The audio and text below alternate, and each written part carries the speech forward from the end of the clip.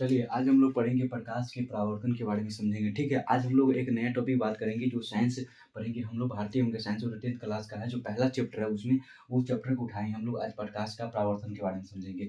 इस चैप्टर में समझेंगे कि प्रकाश के परावर्तन का नियम क्या होता है, गोलीय दर्पण से क्या होता है, उत्तल दर्पण, अवतल दर्पण बहुत कुछ को हम लोग जानेंगे। लेकिन हम लोग सबसे पहले जानेंगे कि प्रकाश क्या होता है और ये यहाँ पर जो पहला शब्द लिखा है प्रकाश, दूसरा शब्द लिखा है परावर्तन, इसका मतलब क्या होता है उसके बाद हम लोग माने आगे बढ़ेंगे। सबसे पहले समझेंगे प्रकाश क्या होता है। देखिए, सबसे पहले समझेंगे कि प्रकाश क्या होता है, यहाँ से हम समझते हैं प्रकाश। प्रकाश का मतलब क्या होता है? प्रकाश क्या होता है? अगर मान लीजिए आप लोग कोई भी अंधेरे में रहते होंगे, अगर बहुत अंधेरा होता है, खासकर रात समय देखते होंगे कि कोई भी वस्तु को हम आसानी से नहीं देख पाते। अगर जब बिजली का बल्ब जब नहीं चलता होगा तब। क्योंकि वहाँ पर हम लोग को लाइट नहीं रहता है, जिससे कारण हम लोग कोई भी वस्तु को स्पष्ट तरीक़ा से नहीं देख सकते हैं। तो हम लोग के कोई भी वस्तु को स्पष्ट देखने के लिए हम लोग क्या ज़रूरी पड़ता है? प्रकाश। तो प्रकाश है कि मतलब इसका मतलब क्या हुआ कि प्रकाश ऐसा कोई मतलब इसका ऐसा चीज़ होता है, जिसकी सहायता से हम लोग कोई भी वस्तु को आसानी से आसानी स्पष्ट रूप देख सकते हैं। तो मतलब सबसे पहले याद रखें कि प्रकाश क्या होता है? प्रकाश मतलब कोई भी वस्तु को हम लोग जब अंधेरा में रहते हैं तो उस वस्तु को स्पष्ट देखने के लिए हम लोग क्या करते हैं? प्रकाश की ज़रूरत पड़ता है। तो लिखेंगे हम लोग सबसे पहले वह कारक है प्रकाश वह कारक है जिसकी सहायता से जिसकी जिसकी सहायता से हम किसी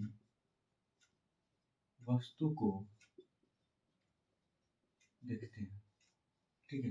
पहला याद रखें कि प्रकाश वह कारक है जिसकी वजह से हम किसी वस्तु को देखते हैं। इसका मतलब हुआ कि प्रकाश ऐसा कारक है या ऐसा चीज़ होता है जिसकी सहायता से हम कोई वस्तु को देख सकते हैं, मतलब आसानी से। अब इसका मतलब हुआ कि प्रकाश लाइट जो बोलते हैं हम लोग, लाइट हम लोग को बहुत स्रोत से मिलता है। जैसे मान लो सूर्य से मिलता है, जैसे बिजली का बल्ब से मिलता है, लालटेन से मिलता है, लैंप से मिलता है, बहुत चीज़ से मिलता है। लेकिन उसमें भी 2 स्रोत से होता है। कैसे होता है? पहला पॉइंट होता है कि एक होता है प्राकृतिक स्रोत होता है।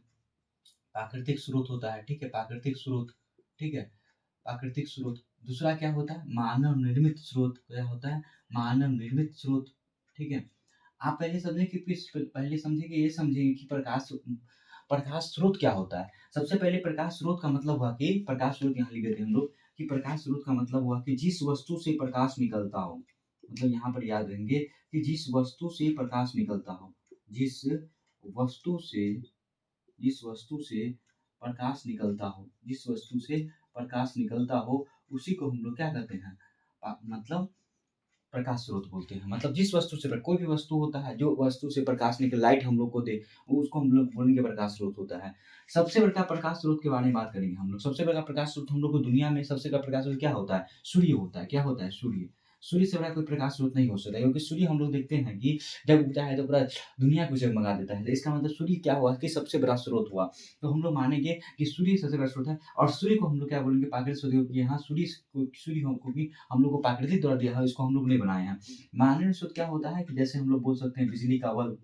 क्या बोल सकते हैं? बिजली का बल्ब बोल सकते हैं, ठीक है? बिजली का बल्ब, ठीक है? जैसे लालटेन बोल सकते हैं, ठीक है? लालटेन बोल सकते हैं, जैसे लैंप बोल सकते हैं और चीज़ सब होता है इत्यादि मान लीजिए और कोई चीज़ सब होता है इसमें कि बहुत सामान्य स्रोत होता है, बिजली का बल्ब, लालटेन, लैंप से बहुत चीज़ होता है, मोमबत्ती ये सब होता है। तो मतलब प्राकृतिक स्रोत का मतलब है कि जो सूर्य के द्वारा जो हमको प्रकृति के द्वारा जो भी जिससे प्रकाश निकलता है उसको प्राकृतिक स्रोत बोलेंगे और मानव स्रोत मतलब जो जिसके मानव के द्वारा जो ऐसा चीज़ बनाया है मानव, जिसे मानव के द्वारा बनाया गया है लेकिन उससे हम लोग को प्रकाश मिलता हो, तो उसको बोलेंगे क्या बोलेंगे? मानव स्रोत। प्रकाश स्रोत का मतलब है कि जहाँ से कोई भी वस्तु ऐसा हो जहाँ से प्रकाश निकलता हो, जिससे हम लोग प्रकाश प्राप्त करते हैं, उसको बोलेंगे क्या बोलेंगे? प्रकाश स्रोत बोल देंगे।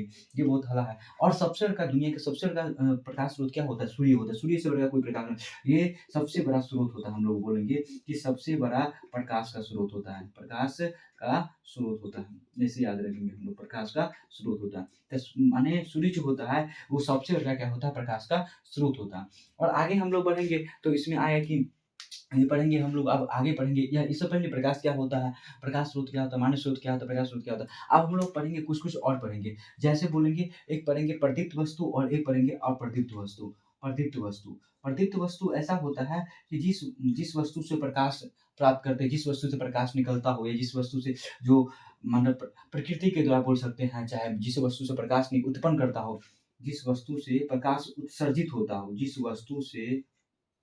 वस्तु से प्रकाश उत्सर्जित होता हो, क्या होता हो? उत्सर्जित, उत्सर्जित होता हो, उसको हम लोग क्या बोले होता हो, ठीक है? उसको हम लोग बोलेंगे प्रदीप्त वस्तु। अप्रदीप्त का मतलब क्या हो जाएगा? अप्रदीप्त का मतलब जिस वस्तु से प्रकाश उत्सर्जित नहीं होता हो। अप्रदीप्त वस्तु मतलब जिस वस्तु से प्रकाश प्रकाश उत्सर्जित उत्सर्जित नहीं होता हो, उसको क्या बोलेंगे? मतलब बोल देंगे अपर्दित वस्तु। मतलब पर्दित वस्तु क्या बोलेंगे कि मतलब जिस वस्तु से प्रकाश उत्सर्जित होता हो, कोई भी वस्तु होता है जैसे लालटेन, लैंप, जैसे जिस वस्तु से प्रकाश निकलता है या उत्पन्न करता हो, जिससे हम लोग बोलेंगे पर्दित वस्तु। अपर्दित मतलब जिस वस्तु से प्रकाश उत्सर्जित नहीं होता हो, उसी को हम लोग क्या बोल देंगे? अपर्दित वस्तु बोल देंगे। सबसे पहले हम लोग यहाँ पर कुछ-कुछ इंट्रोडक्शन किए कि प्रकाश का मतलब क्या होता है, क्योंकि पहला यहाँ पर टॉपिक था प्रकाश। तो सबसे पहले हम लोग प्रकाश के बारे में, ये प्रकाश वैसा चीज़ होता है जिसकी सहायता से हम लोग कोई भी वस्तु को देख सकते हैं। मतलब कोई भी अंधेरा में कोई वस्तु है, अगर प्रकाश वहाँ रहेगा, तो हम लोग कोई भी वस्तु को आसानी से देख सकते हैं, ठीक है? अगर मान लीजिए और यहाँ पर समझिए कि जो स्रोत होता है, प्राकृतिक स्रोत होता है, मानव स्रोत है, ये प्रकाश बहुत स्रोत होता है, जैसे प्रकृति के द्वारा होता है, जो हम लोग को प्रकृति के द्वारा मिला हुआ है, जैसे सूर्य मिला, मान लो कि बिजली का बल्ब, लालटेन, लैंप से हुआ। प्रकाश स्रोत का मतलब होता है कि जहाँ से जिस वस्तु से प्रकाश निकलता हो, उसी को हम लोग उसको बोल देंगे प्रकाश स्रोत। जैसे सूर्य सबसे बड़ा प्रकाश स्रोत हम लोग का है। प्रदीप्त वस्तु का मतलब क्या हुआ कि जिस वस्तु से प्रकाश उत्सर्जित होता हो, मतलब कोई भी वस्तु ऐसा हो जिससे प्रकाश हम लोग उत्सर्जित करता हो या उत्पन्न करता हो, उसी को हम लोग प्रदीप्त वस्तु बोल देंगे। अप्रदीप्त वस्तु का मतलब क्या होगा कि जिस वस्तु से प्रकाश को उत्पन्न करता हो या उत्सर्जित नहीं होता हो, उसी को हम लोग क्या बोलेंगे? अप्रदीप्त वस्तु बोल देंगे। चलिए यहाँ तक हो गया। आप लोग इसको नोट कर लीजिएगा, ठीक है? स्क्रीनशॉट ले लीजिएगा आप लोग। अब हम लोग बात करेंगे कुछ-कुछ किरणपुंज के बारे में बात करेंगे। पहले हम लोग जान लेते हैं कुछ-कुछ परावर्तन का मतलब क्या होता है, क्योंकि यहाँ पर हम लोग बात कर लिए कि प्रकाश क्या होता है, प्रकाश का सबसे बड़ा स्रोत क्या होता है, प्रदीप्त वस्तु क्या होता है, प्रकाश स्रोत क्या होता है, प्राकृतिक स्रोत क्या होता है, मानव स्रोत, इसे समझ गए। अब यहाँ पर इसको बारे में तो बात करिए, अब हम लोग परावर्तन के बारे में बात करेंगे। परावर्तन के बारे में, ठीक है? परावर्तन के बारे में बात करेंगे। परावर्तन का मतलब क्या होता है? परावर्तन का मतलब होता है कि जैसे मान लीजिए कोई भी वस्तु हो, मतलब कोई भी माने कोई प्रकाश की किरण हो, जो कोई वस्तु पर टकरा के फिर से वापस लौटने वाली प्रकाश होता है ना, उसी को हम लोग परावर्तन बोलते हैं। मान लीजिए कोई भी जैसे ये ब्लैक बोर्ड है, ठीक है? ये ब्लैक बोर्ड है। इस पर हम लोग कोई भी टच ले, चाहे कोई भी ऐसा चीज़ ले, जैसे जैसे प्रकाश निकलता हो और यहाँ से टकरा कर फिर से वापस रिफ्लेक्ट कर जाता हो या रिफ्लेक्शन कर जाता हो या कर सकते हैं परावर्तित किया जाता हो, उसी को हम लोग प्रकाश का परावर्तन बोलते हैं। तो अगर मान लीजिए अगर क्वेश्चन पूछेगा परीक्षा में कि प्रकाश का परावर्तन क्या होता है? क्या बोलेगा कि प्रकाश का परावर्तन क्या होता है? तो हम लोग क्या बताएँगे कि किसी वस्तु से प्रकाश निकलकर किसी वस्तु से प्रकाश किस वस्तु से प्रकाश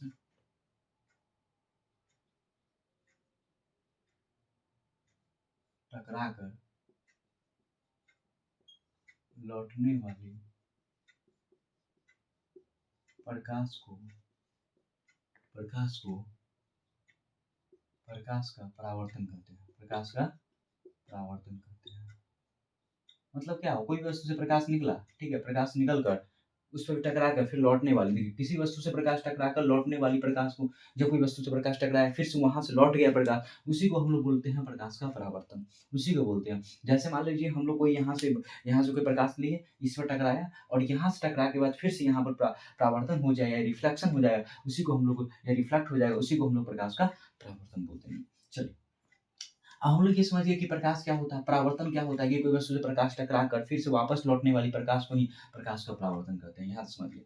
अब हम लोग जानेंगे कुछ किरणपुंज के बारे में, क्वेश्चन यहाँ से आता है कि किरणपुंज क्या होता है।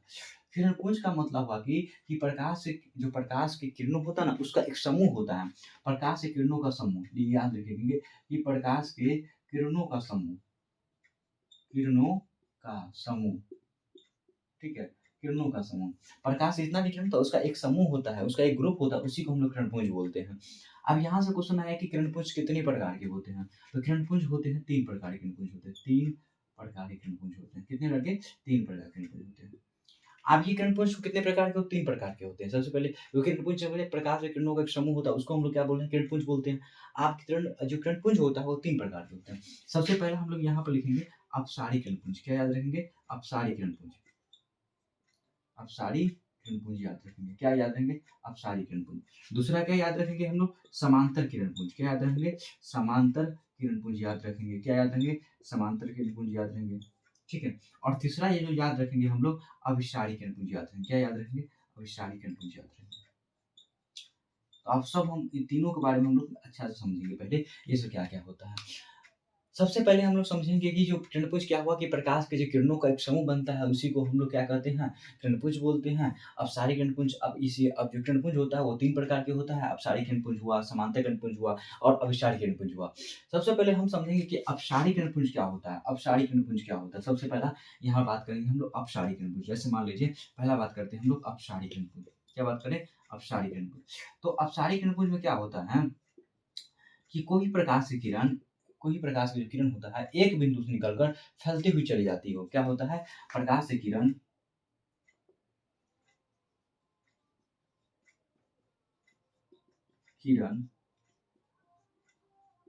एक बिंदु से निकलकर एक बिंदु से निकलकर एक बिंदु से निकलकर फैलती हुई चली जाती हो। फैलती हुई चली जाती हो। जाती हो। ठीक है। प्रकाश की किरण, अगर कोई भी किरण होगा, प्रकाश से कोई भी किरण एक बिंदु से निकलकर फैलती हुई चली जाती हो, उसी को लोग हम लोग क्या बोलेंगे? अपसारी किरण। अपसारी का मतलब क्या हुआ कि जैसे मान लीजिए कोई प्रकाश की किरण है, जैसे यहाँ पर सुनाते हैं, कोई प्रकाश की यहाँ एक बिंदु है, ठीक है, यहाँ बिंदु है, ठीक है, यहाँ से निकलकर इस दिशा में, इस दिशा में, इस दिशा में, इस दिशा में चला जाता हो, उसी को हम लोग क्या बोलेंगे? अपसारी किरण। मतलब एक बिंदु से निकलकर पूरा पूरा में फैल जाता हो, इधर जाता हो, इधर जाता हो, इधर जाता हो, क्या हुआ? अपसारी किरण हुआ। मतलब जब भी कहीं कोई प्रकाश की किरण अगर एक बिंदु से निकलकर, प्रकाश की किरण कोई किरण हुआ, यहाँ से बिंदु है और यहाँ बिंदु से अनेक दिशाओं में क्या होता है? फैल जाता हो, उसी को हम लोग क्या बोलेंगे? अपसारी किरणपुंज। भला बात है कि ना कि प्रकाश की किरण अगर एक बिंदु से निकलकर फैलती हुई चली जाती हो, उसी को हम लोग क्या बोलेंगे? अपसारी किरणपुंज बोलेंगे। तो हम लोग समझ गए अपसारी क्या होता है। तो अपसारी याद रखेंगे, प्रकाश की किरण अगर एक बिंदु से निकलकर फैलती हुई चली जाती हो, उसको बोलेंगे अपसारी किरणपुंज। आगे हम लोग बात करेंगे, क्या बात करेंगे? समांतर किरणपुंज की बात करेंगे। अब से पहले इसको हम लोग थोड़ा यह बना लेते हैं, थोड़ा इसका स्पेस बना लेंगे, क्योंकि ये भी पढ़ाना है हम लोग को बहुत कुछ है। अगला पॉइंट देखिए। अगला पॉइंट क्या है? समांतर किरणपुंज। क्या याद रखेंगे? समांतर। दूसरा पॉइंट याद रखेंगे हम लोग, समांतर किरणपुंज क्या होता है? समांतर किरणपुंज क्या याद रखेंगे? समांतर किरणपुंज। देखिए, समांतर किरणपुंज का मतलब हम लोग मैथ में पढ़ेंगे समांतर क्या होता है। कोई भी प्रकाश की किरण एक दूसरे के समांतर हो जाए। समांतर मतलब क्या होता है? एक दूसरे के समांतर, ठीक है। जैसे मान लीजिए कोई प्रकाश किरण एक दूसरे के समांतर हो जाए। प्रकाश की किरण किरण एक दूसरे को समांतर, एक दूसरे को समांतर, ठीक है। अगर कोई प्रकाश किरण एक दूसरे से जैसे मान लीजिए, जैसे यहाँ पर एक लाइट है, यहाँ से गया कोई प्रकाश किरण, फिर यहाँ से कोई प्रकाश किरण गया, ठीक है। यहाँ से कोई प्रकाश किरण एक दूसरे के समांतर हो गया, तो उसको हम बोलेंगे, क्या बोलेंगे? इसका ये समांतर किरणपुंज है, क्योंकि यहाँ से एक यहाँ से गया, फिर एक यहाँ से गया, एक दूसरे क्या है? समांतर है। तो कोई प्रकाश किरण अगर एक दूसरे के समांतर हो, प्रकाश किरण जब एक दूसरे के समांतर होता है, उसको हम लोग बोलेंगे क्या? समांतर किरणपुंज बोलेंगे। हला बात है। तो हम लोग ऐसे याद करेंगे कि जब प्रकाश किरण एक दूसरे के समांतर हो जाए, तो उसको बोलेंगे हम लोग, क्या बोलेंगे? समांतर किरणपुंज बोलेंगे। चलिए, अब हम लोग तीसरा पॉइंट बच गया, खाली अभिसारी किरणपुंज बात करेंगे। अब क्या बात करेंगे? अभिसारी किरणपुंज। अब अभिसारी में क्या होगा ये बात करें, दो बात तो हम कर लिए। तो पहले अपसारी बात की, अपसारी क्या बात करें कि जब कोई प्रकाश किरण एक बिंदु से निकलकर फैलते हुए चली जाती हो, उसको हम लोग क्या बोल देंगे? मतलब अपसारी बोल देंगे। समांतर में क्या रखेंगे यार कि जब प्रकाश से कोई किरण ऐसा होगा जो एक दूसरे के समांतर हो जाता हो, उसी को हम लोग क्या होते हैं? समांतर किरणपुंज बोलते हैं। और तीसरा पॉइंट याद रखिए, हम लोग क्या बोलेंगे कि अभिसारी किरणपुंज। क्या बोलेंगे? अभिसारी। अब अभिसारी में क्या होता है? अभिसारी किरणपुंज बोलेंगे, अभिसारी किरणपुंज बोलेंगे। तो अभिसारी किरणपुंज में क्या होगा कि मतलब क्या हम अभी अपसारी में क्या बोलेंगे? एक बिंदु से निकलकर, ये क्या होता है कि अनेकों बिंदु से निकलकर अनेकों प्रकाश की किरण एक मिनट में देता हो। अनेकों प्रकाश का किरण, अनेकों प्रकाश की किरण एक बिंदु पर, एक बिंदु पर, एक बिंदु पर जाकर मिल जाती हो, मिल जाती हो, उसे क्या बोलेंगे? अभिसारी किरणपुंज बोल देंगे। क्या बोल देंगे? अभिसारी किरणपुंज बोल देंगे। इसका मतलब क्या हुआ कि जब कोई अनेकों प्रकार से किरण मतलब मान लीजिए कि कोई प्रकाश किरण यहाँ से आया, कोई प्रकाश किरण यहाँ से आया, कोई प्रकाश किरण यहाँ से आया, कोई प्रकाश किरण यहाँ से आया और जाके क्या हुआ एक बिंदु पर ये भी यहाँ, यहाँ, यहाँ, यहाँ ये सब एक बिंदु जाके मिल जाता हो। उसी को हम लोग क्या बोलेंगे? अभिसारी किरण पुंज बोलेंगे। अभिसारी मतलब क्या हुआ कि अनेक जो प्रकाश किरण जो होगा हमको एक बिंदु मान लीजिए यहाँ पर मान लीजिए एक बिंदु यहाँ पर है। यहाँ आया, फिर यहाँ से आया, फिर यहाँ से आया, फिर यहाँ से आया, फिर यहाँ से आया, फिर यहाँ से आया, फिर जाके एक बिंदु पे जाके सब ये क्या हुआ कि एक बिंदु जाके मिल गया। इसको हम लोग क्या बोलेंगे? अभिसारी। मतलब वहाँ बोले कि एक बिंदु से निकलकर फैलती हुई चली जाती हो तो वो हो जाएगा अपसारी। और अभिसारी का मतलब हुआ कि जब प्रकाश में अनेकों बिंदु से निकलकर एक बिंदु पे जाके मिल जाता हो उसी को हम लोग क्या बोल देंगे? अभिसारी किरण पुंज बोल देंगे। क्या बोल देंगे? अभिसारी किरण पुंज बोल देंगे। ये हो गया आप लोगों को याद। चलिए, अब हम लोग ये कुछ किरण पुंज के बारे में बात कर लिया। अब कुछ-कुछ यहाँ पर 1-2 बार और बात याद करेंगे। कुछ-कुछ मतलब बात करेंगे जो हम लोग समझेंगे कि कुछ इम्पोर्टेंट बात और कुछ करेंगे जिसमें पूछता है कभी-कभी तो ये टॉपिक आता है, पारदर्शी पूछता है। क्या पूछता है? पारदर्शी पूछता है। पारभासी पूछता है। क्या पूछता है? पारभासी पूछता है। और तीसरा पॉइंट याद रखेंगे अपारदर्शी के बारे में। क्या बातें करेंगे? अपारदर्शी के बारे में बात करेंगे। ठीक है? अब देखिए हम लोग क्या करेंगे। पारदर्शी, पारभासी और अपारदर्शी। देखिए, ये सब लोग हम तो 8वें 7वें पढ़ते हैं कि पारदर्शी क्या होता है, पारभासी क्या होता है या अपारदर्शी क्या होता है। सबसे पहले हम बात करेंगे माने पारदर्शी के बारे में। मतलब ऐसा कोई वस्तु लीजिए जिससे कोई प्रकाश की किरण जो होता है ना, एक छोर से दूसरा छोर चल जाता हो, उसको हम लोग बोलेंगे पारदर्शी। मतलब पारदर्शी का मतलब हुआ कि जब कोई प्रकाश कोई भी वस्तु से, किसी वस्तु से किसी वस्तु से ऐसे याद रखेंगे, किसी वस्तु से प्रकाश एक छोर से दूसरे छोर आसानी से चला जाता हो, आसानी से चला जाता हो, ठीक है? आसानी से जाता हो। अगर पारदर्शी में याद रहे कि कोई किसी वस्तु से प्रकाश अगर एक छोर से दूसरे छोर जाता हो, आसानी से जाता हो, उसको हम लोग पारदर्शी बोल देंगे। पारभासी का मतलब क्या हुआ कि जब प्रकाश किरण यहाँ क्या हुआ मतलब आसानी से ज़्यादा नहीं पारदर्शी मतलब क्या हुआ कि जिस वस्तु से कोई भी वस्तु लीजिए ऐसा लीजिए इससे प्रकाश अगर प्रकाश किरण जो होगा ना कि एक छोर से दूसरे छोर आसानी से मतलब प्रकाश चला जाता हो मतलब जो लाइट होता हो एक यहाँ मान लीजिए यहाँ कोई वस्तु है जिससे क्या प्रकाश दिए यहाँ से आसानी से उस पार कर जाता हो तो उसको हम लोग बोल देंगे पारदर्शी। और इसमें क्या हो जाता हो प्रकाश जो भी होगा वहाँ क्या करेगा यहाँ स्पष्ट नहीं रहेगा, यहाँ धुंधला सा जाएगा। मतलब प्रकाश एक से दूसरे से आसानी से जाता हो मतलब यहाँ धुंधला सा जाता हो, धुंधला सा दिखाई देता हो, धुंधला सा अगर दिखाई देता हो उसी को हम लोग क्या बोलेंगे? उसको बोलेंगे क्या हो ये हमें स्पष्ट नहीं जाता है, यहाँ धुंधला सा जाता हो उसी को हम पारदर्शी बोलेंगे। और पारदर्शी के मतलब इसमें तो जाए भी नहीं करता है, ठीक है? जब प्रकाश की जो कोई भी प्रकाश होगा जो एक छोर से दूसरे छोर नहीं जाता हो, क्या ना नहीं जाता हो, उसी को हम लोग क्या बोलेंगे? अपारदर्शी बोलेंगे। जैसे मान लीजिए कोई पत्थर है, जैसे कोई लकड़ी है, तो उसमें कोई प्रकाश अगर एक छोर से दूसरे कोने करेंगे तो जाएगा, नहीं जाएगा। धुंधला-सा मतलब कोई तिल लगा हुआ है, जैसे कोई कागज़ हुआ, तो उसको हम लोग पारदर्शी बच्चे में हम लोग तिल और कागज़ में देखते होंगे कैसे कि धुंधला-सा कोई स्पष्ट उधर से दिखाई देता होगा। पारदर्शी का मतलब हुआ कि जैसे कोई पानी लीजिए, काँच ले लीजिए, ये पारदर्शी पदार्थ होता है, ठीक है? आगे देखिए। अब हम लोग कुछ-कुछ यहाँ तक बात कर लिए, ठीक है? अब आगे बढ़ते हैं हम लोग कुछ-कुछ।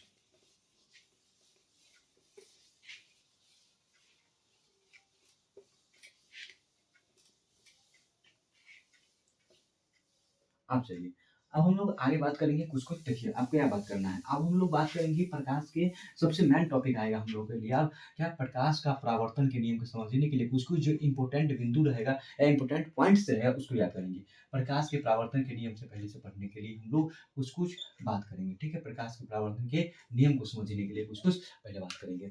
सबसे पहले यहाँ देखिए, सबसे पहले हम क्या समझे परावर्तन का मतलब क्या? प्रकाश का परावर्तन का मतलब क्या होता है? कि कोई वस्तु से प्रकाश टकराकर फिर से वापस लौटने वाली जो प्रकाश होता है उसी को हम लोग प्रकाश का परावर्तन कर रहे हैं। ठीक है? हम लोग पहले बता दिए थे।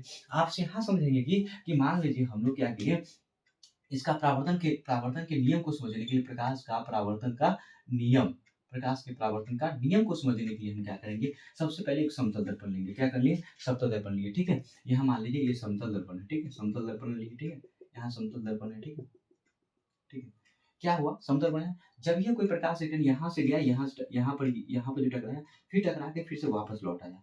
अब इसका मतलब क्या है कि इसको जहाँ पर ये टकराएगा तो उसको बोल देंगे हम लोग, ये पॉइंट जहाँ बिंदु रहेगा उसको बोल देंगे आपतन बिंदु। क्या बोल देंगे? आपतन बिंदु बोल देंगे। क्या बोल देंगे? आपतन बिंदु। ठीक है? अगर कोई प्रकाश की किरण मतलब जो किरण जो जहाँ पर टकराता हो या जहाँ जिस पॉइंट पर टकराता हो उसको बोल देंगे आपतन बिंदु। और प्रकाश किरण यहाँ जा रहा है तो इसका मतलब ये हुआ कि यहाँ से प्रकाश की किरण कोई जाया, यहाँ बिंदु पे टकराया, फिर से वापस लौटा। इसका मतलब है ये जो किरण जाएगा, इसका मतलब आएगा जो जाके यहाँ से, तो इसको बोलेंगे आपतित किरण। क्या बोलेंगे? आपतित किरण। इसको बोलेंगे आपतित किरण। प्रकाश निकला यहाँ से इस मिनट फिर से वापस लौटा। इसका मतलब फिर से वापस लौटा, इसका मतलब ये क्या? ये कौन किरण हुआ? ये हुआ परावर्तित किरण। क्या हुआ? परावर्तित किरण। परावर्तित किरण हुआ। क्या हुआ यार? परावर्तित किरण हुआ। ठीक? परावर्तित किरण हुआ।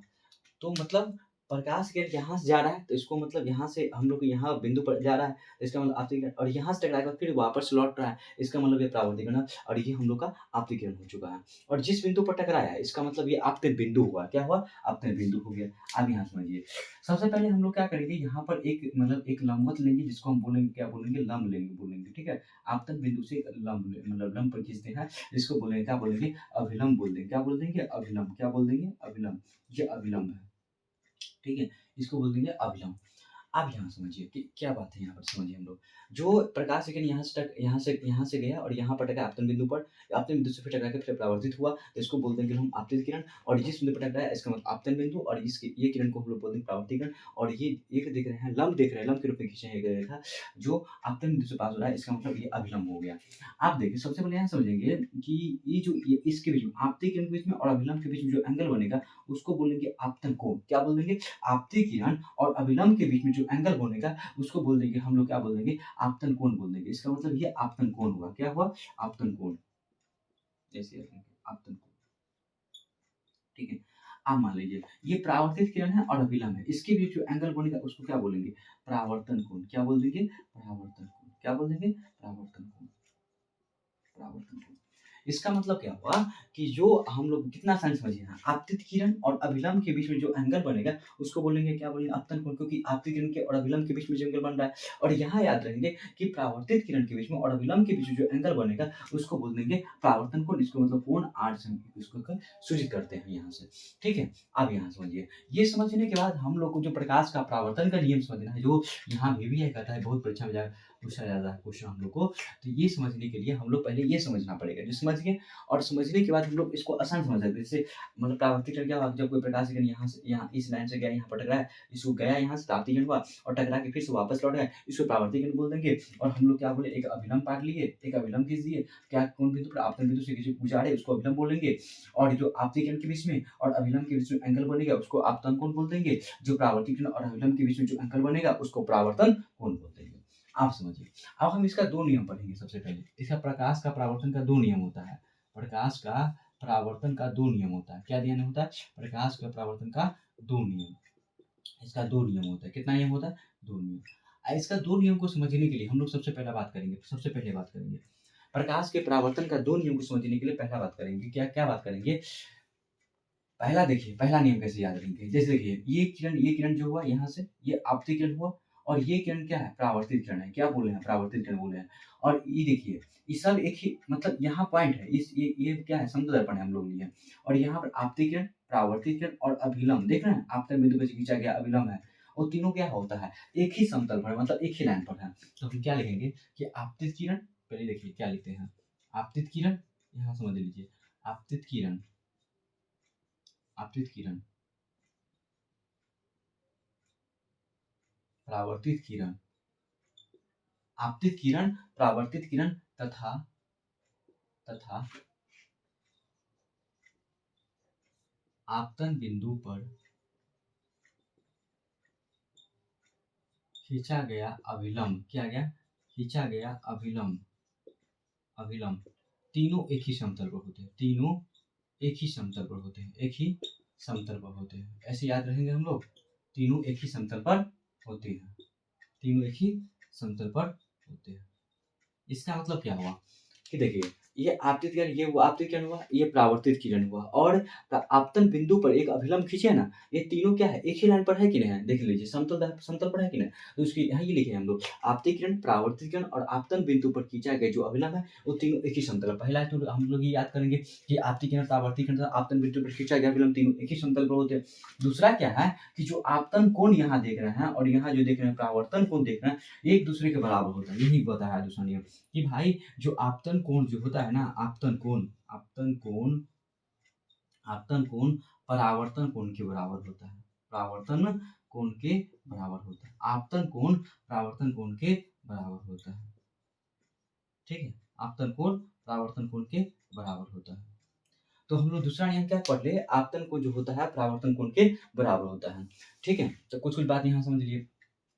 अब ये 2 नियम प्रकाश के परावर्तक है, ये 2 नियम जो होता है बहुत इम्पोर्टेंट होता है। तो हम सबसे पहले याद रखेंगे कि 2 नियम समझने के लिए क्या है, एक एक एक हम लोग समतल दर्पण लिए, एक आपतित किरण पा रहे जो प्रकाश की किरण यहाँ से जा रहा है, आपसे में टकरा के आपने जो बिंदु जिस बिंदु पर टकराया उसको आपतन बिंदु बोलेंगे। फिर बिंदु पर टकरा के फिर माने इस यहाँ से क्या हुआ कि परावर्तित हो गया, इसका मतलब परावर्तित किरण बोल देंगे और आपतन बिंदु पर हम एक अभिलंब खींचे, लंब रूप में खींचे, इसको हम लोग क्या बोले? अभिलंब बोले। ठीक है? और आपतित किरण के बीच में और अभिलंब के बीच में एक आपतन कोण बना, फिर परावर्तित किरण के बीच में और अभिलंब के बीच में क्या बना? परावर्तन कोण बना। ठीक है? अब ये 2 नियम समझिए, आपतित किरण और परावर्तित किरण तथा आपतन बिंदु पर जो खींचा गया अवलंब, ये देखिए कैसे हम लोग याद रखेंगे। ये आपतित किरण है, ये परावर्तित किरण है और ये आपतन बिंदु पर देख रहे हैं अभिलंब खींच रहे हैं, वो तीनों क्या है? एक ही लाइन पर, एक ही समतल पर है, तो समतल पर लिख दिए। और यहाँ पे जो आपतन कोण, ये वाला एंगल और ये एंगल दोनों एक दूसरे के बराबर है। आपतन कोण परावर्तन कोण क्या होता है? बराबर होता है। तो हम लोग ये 2 नियम समझ लिए। चलिए आगे बढ़ते हैं। आगे में ये 2 नियम आप लोग बहुत इंपॉर्टेंट है, इसको हम लोग तो नोट कर लेंगे और आप लोग इसको क्या कीजिए, स्क्रीनशॉट ले लीजिए और इसको याद करिए, कॉपी में नोट कर लीजिएगा। चलिए, इसको हम आप लोग प्रकाश का परावर्तक के नियम आसानी से हम लोग आप लोगों को समझा दिए। तो आगे हम लोग बढ़ेंगे और कुछ पढ़ेंगे इसमें, अभी बहुत चीज़ें पढ़ना है। हम लोग आप प्रतिबिंब पढ़ेंगे पहले कि प्रतिबिंब क्या होता है, ठीक है? प्रतिबिंब क्या होता है? देखिए, प्रतिबिंब का मतलब होता है, यहाँ अब हम लोग यहाँ नया टॉपिक स्टार्ट हो गया यहाँ पर, इस चैप्टर है लेकिन यहाँ पर टॉपिक है कि प्रतिबिंब क्या होता है? प्रतिबिंब का मतलब होता है इमेज, क्या होता है? इमेज। अब हम प्रतिबिंब का मतलब क्या होता है? प्रतिबिंब देखिए, अगर मान लीजिए किसी बिंदु स्रोत से आती प्रकाश की किरणें दर्पण से परावर्तन के बाद जिस बिंदु पर आती हुई प्रतीत होती है या आती हुई प्रतीत होती हो या वास्तव मिलती हो, उसी को लोग प्रतिबिंब बोलते हैं। मतलब कोई बिंदु स्रोत है, कोई बिंदु स्रोत से आती प्रकाश की किरणें, क्या लिखेंगे? किसी बिंदु स्रोत से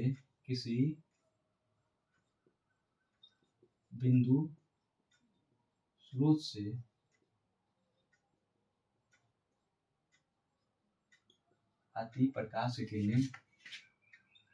की किरणें दर्पण से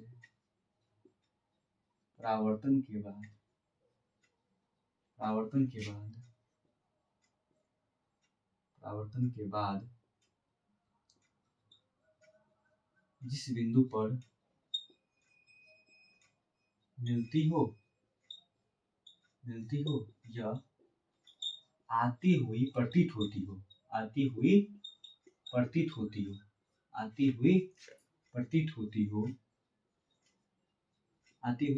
होती हो, ठीक है? उसे प्रतिबिंब कहते हैं।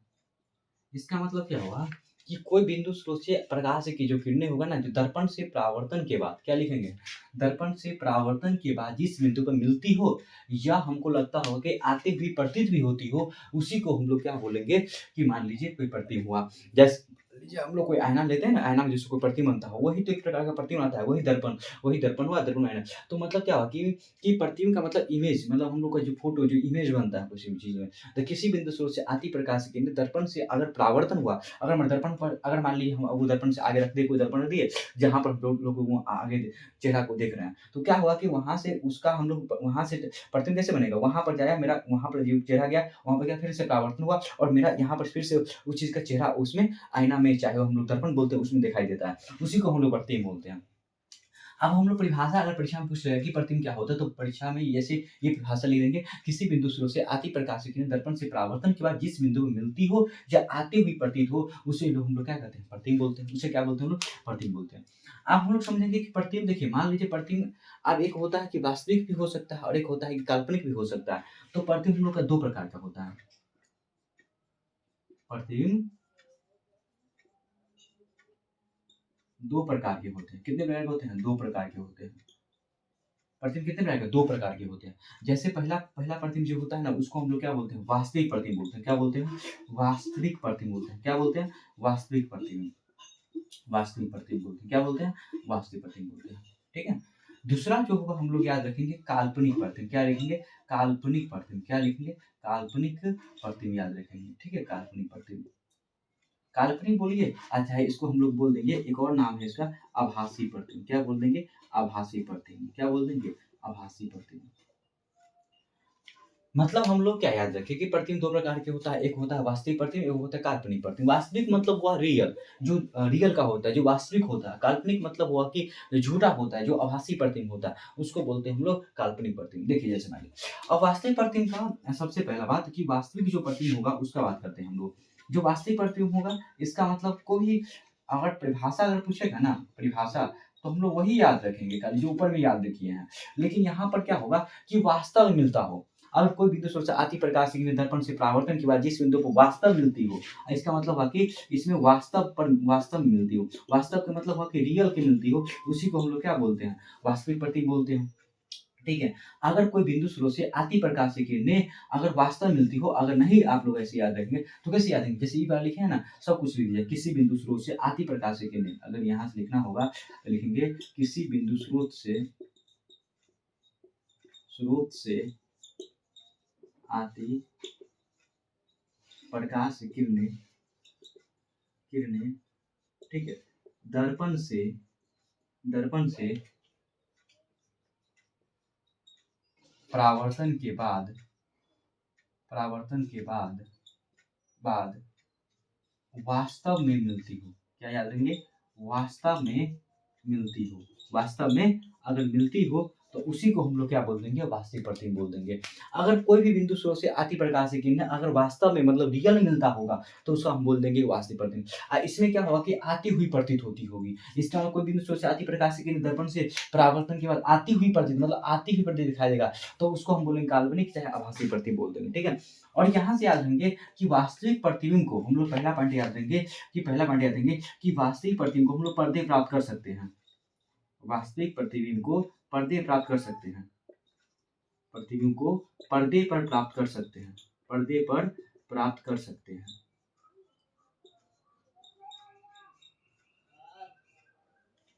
ठीक है। जो वास्तविक प्रतिबिंब होगा उसको हम लोग क्या कर सकते हैं? पर्दे पर प्राप्त कर सकते हैं। तो वास्तविक प्रतिबिंब हो गया। अब हम लोग कुछ बात करेंगे काल्पनिक प्रतिबिंब के बारे में। अब काल्पनिक प्रतिबिंब को याद करने के लिए हम लोग कुछ नहीं समझेंगे, वही याद किए हैं जो परिभाषा हम लोग याद किए ना, वही याद रहेंगे कि इसके में देखिए जैसे हम लोग दूसरा पॉइंट याद रखेंगे काल्पनिक प्रतिबिंब के बारे में। काल्पनिक प्रतिबिंब क्या होता है? काल्पनिक प्रतिबिंब का मतलब क्या हो देख लीजिए, यहाँ समझ लीजिए। काल्पनिक प्रतिबिंब क्या होता है कि किसी बिंदु स्रोत से, यहाँ पर लिखेंगे किसी बिंदु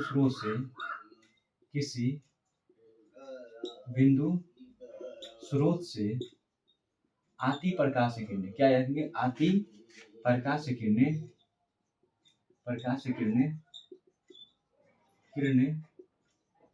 दर्पण से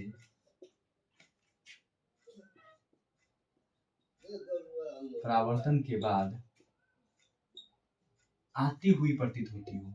आती हुई प्रतीत होती हो। इसका मतलब है कि किसी बिंदु स्रोत से आती प्रकाश की किरणें दर्पण से परावर्तन के बाद केवल आती प्रति मतलब वास्तव में नहीं मिलता होगा, आती हुई वाली प्रति दिखाई पड़ता होगा। कोई बिंदु स्रोत है जहाँ से प्रकाश निकला, दर्पण पर परावर्तन हुआ, लेकिन आगे लगा कि केवल आ रहा है वहां से, तो हम लोग बोल रहे काल्पनिक प्रतिबिंब या आभासी प्रतिबिंब है। इसको हम लोग पर्दे प्राप्त नहीं कर। इसमें पहला पॉइंट याद रखिए कि काल्पनिक प्रतिबिंब को पर्दे पर हम लोग प्राप्त नहीं कर सकते हैं। काल्पनिक प्रतिबिंब को पर्दे पर प्राप्त नहीं कर सकते हैं। अब जो काल्पनिक प्रतिबिंब रहेगा उसको हम लोग क्या कर सकते हैं? पर्दे पर प्राप्त नहीं कर सकते हैं, ये भी याद रखना पड़ेगा। तो काल्पनिक प्रतिबिंब क्या हुआ कि किसी बिंदु स्रोत से आती प्रकाश से किरणें दर्पण से परावर्तन मतलब आती हुई केवल प्रतीत होता है, उसी को हम लोग काल्पनिक प्रतिबिंब। प्रतिबिंब तो समझ आया, प्रतिबिंब कितने प्रकार के होता है, वास्तविक प्रतिबिंब क्या होता है, काल्पनिक हो चाहे आभासी हो, किसको हम लोग पर्दे प्राप्त कर सकते हैं, किसको हम लोग पर्दे पर प्राप्त नहीं कर सकते हैं, ये समझ लीजिए। अब हम लोग कुछ-कुछ आगे बढ़ेंगे तो उसमें हम पढ़ेंगे कुछ-कुछ मतलब पार्श्व परिवर्तन के बारे में पार्श्व परिवर्तन के बारे में कुछ पढ़ेंगे, कुछ समतल दर्पण के बारे में बात करेंगे, समतल दर्पण से कुछ जो प्रतिबिंब बनता है उसका विशेषता पढ़ेंगे आगे हम लोग और कुछ आप गोलीय दर्पण के बारे में बात करेंगे। लेकिन हम लोग को लिए मतलब आज के लिए ये बहुत सारा हो गया है, तो इसको हम लोग अच्छे से याद कीजिएगा, रिवाइज़ कीजिएगा, उसके बाद हम लोग आगे अगला जो क्लास रहेगा उसमें हम लोग बताएँगे कुछ-कुछ दर्पण के बारे में बात करेंगे। मेन टॉपिक जो होगा दर्पण के बारे में और दर्पण पढ़ के ये चैप्टर हो जाएगा कंप्लीट हो जाएगा आपको। क्योंकि हम लोग यहाँ पर सब कुछ पढ़ेंगे प्रकाश क्या होता है, प्रकाश के परावर्तन क्या होता है, प्रकाश के परावर्तन का नियम क्या होता है, प्रतिबिंब क्या होता है, किस प्रतिबिंब को पर्दा होता है और कुछ-कुछ हम लोग का फोटो कैसे बनेगा कि बोलेगा कि कभी-कभी हम लोग आपतो दर्पण में कैसे-कैसे चित्र बनाएँगे, उसका भी हम लोग ट्रिक बताएँगे। तो आप लोग मतलब उसका याद करने के लिए ट्रिक बताएँगे कि कैसे-कैसे हम लोग याद करेंगे कि कोई दर्पण जो आपतो दर्पण होगा, जो दूर से फोकस से जो लगा होता है प्रतिबिंब कैसे कहाँ बनेगा, ये सब याद करेंगे। लेकिन पहले हम लोग को ये सब पहले याद करके लाना है। अगला दिन जब हम आएँगे तो इसमें कुछ-कुछ क्वेश्चन पूछेंगे, उसके बाद आगे बढ़ाएँगे आप लोग को, ठीक है? चलिए, तो आए क्लास में हम लोग का आगे आए क्लास के लिए आप लोग पहले इसकी अच्छी तरह से देखा और अगले क्लास में हम लोग आगे कल कल मिलेंगे, ठीक है? चलिए।